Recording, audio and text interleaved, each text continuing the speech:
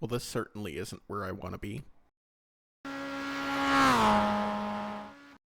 After months of planning, purchasing, and assembling my first sim racing rig, I'm finally ready to get out on track.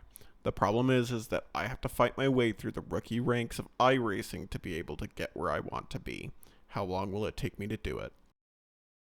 My iRacing goal is to take part in the Porsche Cup, so I will be focusing mainly on sports car racing. Today will be the Mazda MX5 Cup at Lime Rock Park. And we will jump right into the first lap of qualifying here. I felt pretty good on the warm-up lap, getting the tires and brakes where I wanted them to be. We cross onto the line into the first braking zone, and I immediately miss the first corner. Run it wide into the grass, invalidating the lap and putting all of the pressure on the second lap. With the invalidation of our first lap, that means that it's all down to the second. And inevitably, I do not go as fast as I think I could. I brake a tad bit earlier this time into turn number 1, just before the 1 board, and it gives me enough time to slow down to be able to make both sets of turn 1 and 2.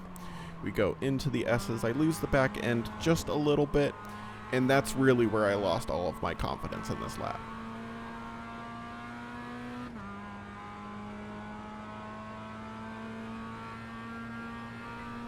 We head into the uphill section, a tad lift at the apex, and get loose as we go airborne at the top of the hill.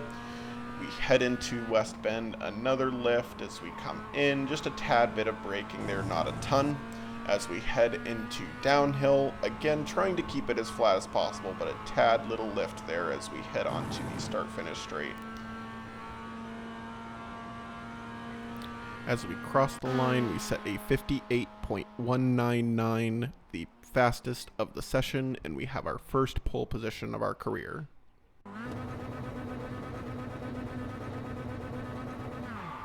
We get a pretty okay start, as well as anybody else around us. I do immediately move to the left to open up turn 1, but also to cover off the car in second place. We do have cold tires, so I do take it pretty easy through the first couple of corners just to make sure that we don't lose it.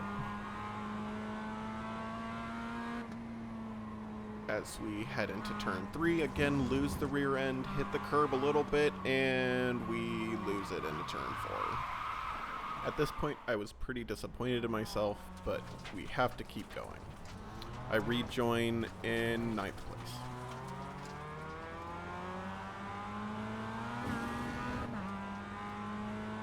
Looking back on the start, again, don't get a horrible start. P2 does get a bit of a run on us, but we move over to the left to cover it off.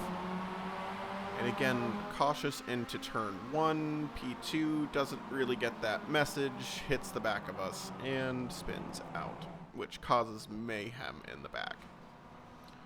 Looking back on this, I should have been a little bit more cautious going through this because I do have so much space between me and now P2, but you live and learn.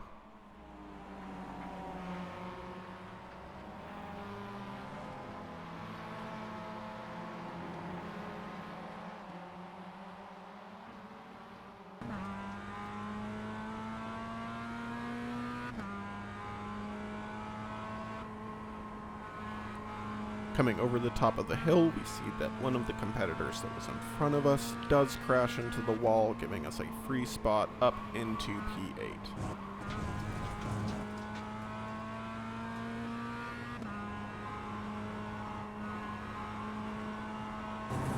Skipping along just a tad, we move to turn 1 of lap number 2, and this is when stuff really goes off the rails.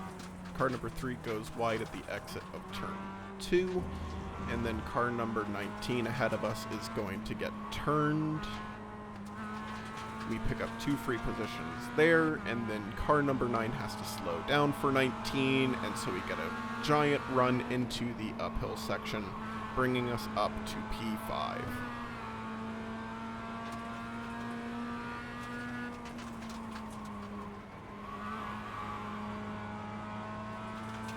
As we come down the downhill section into the last corner, we have a lapper here that goes slow, which makes me and car number 8 have a slow exit onto the straight, which gives car number 9 here a fantastic run on both of us. I try to follow 9 through into turn 1, and car number 8 turns into us, and then we get turned into turn 2. Taking another look into it, we see that lap car going into the last corner, giving me and number 8 that bad run. 9 does a very good job of keeping it on the road to get his run down the front straight.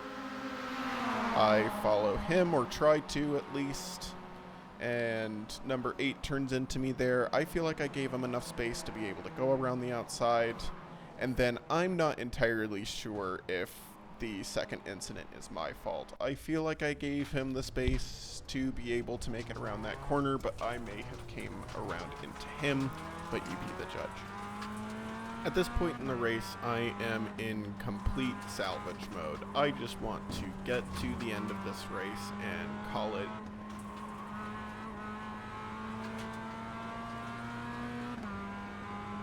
As we get back onto track here, we have car number 7 in front of us. They are a lap down, so we're just trying to get past them here.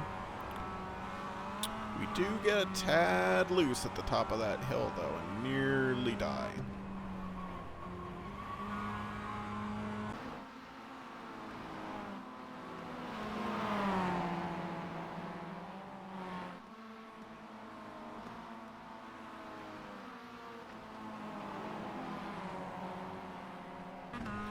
Jumping ahead here, we spend an entire lap catching up to car number 6 and car 17. Going on to lap number 5, we are going to make a very bold dive bomb into turn number 1. Luckily, we get it slowed enough. Into turn number 2, not so much. Run off into the grass. That gives car number 6 a chance to go around the outside, but we are good to hold it there. Another lapper here in the way as I set my sights onto car number 17. Taking another look at it here, car number 6 is very nice not to turn in as early as he probably could have, and we are able to make that move stick.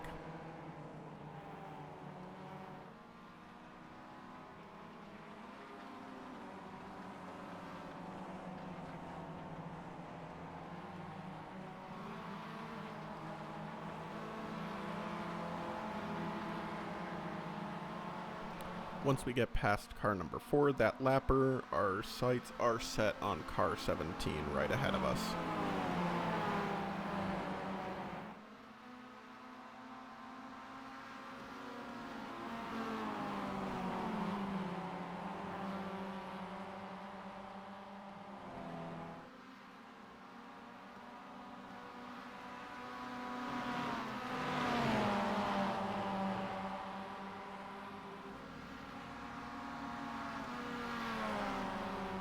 As we come into turn 1 on lap number 6, car 17 is going to run wide into that braking zone, into the grass, and we are able to move up into P6.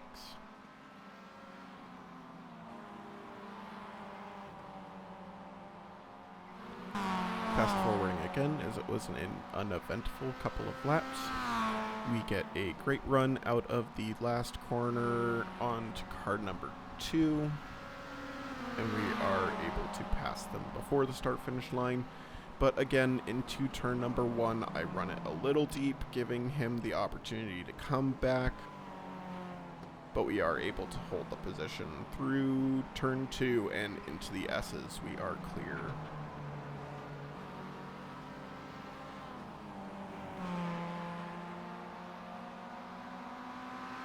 After a relatively uneventful last lap, we come home to cross P5.